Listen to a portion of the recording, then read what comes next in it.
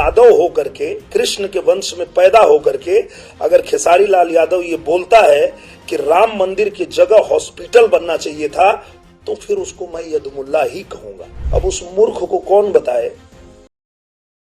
सो दोस्तों, जैसा कि आप सुन पा रहे हैं कि निरहुआ कह रहे हैं यदमुल्ला खेसारी लाल यादव को, और बहुत ही अपशब्द मूर्खता और भी शब्दों का यूज किए जा रहा है इनके इस इंटरव्यू में।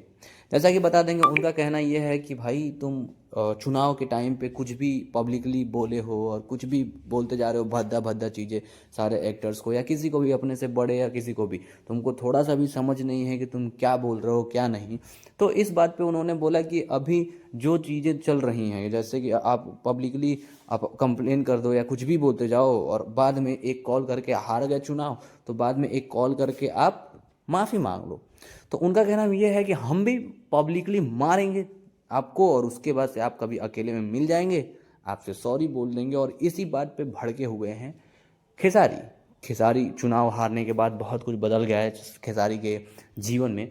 जैसा कि खेसारी ऐसा सोचे नहीं थे कि ऐसा होगा, लेकिन नियति है भाई, कुछ भी हो सकता है। और इसमें बहुत सारी टिप्पणियां भी बोले हैं कि मंदिर नहीं बनना चाहिए, वहाँ हॉस्पिटल बनना चाहिए वहाँ पे। ये भाई कृष्ण वंशज के होके भी ऐसा बोल रहे हैं खेसारी लाल यादव, जिसको लेके भड़के हुए हैं निरहुआ।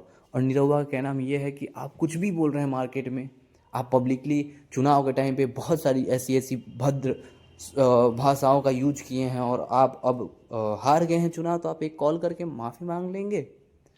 उस पूरे समाज में जाइए, उस पूरे समाज में बोलिए, नहीं तो फिर हम भी ऐसा ही करेंगे आपके साथ। और आपको भी उसका कार्रवाई में देखना पड़ेगा कि चीज़ें कैसे होती हैं। जैसा पब्लिकली आपने जवाबी कार्रवाई किया है, वैसे ही आपको भी देखने को मिलेगा और आपको भुगतना भी पड़ेगा। और इससे जुड़े खबरों के लिए आप हमारे साथ बने रहिए। मिलते हैं आपसे नेक्स्ट वीडियो में। Thank you.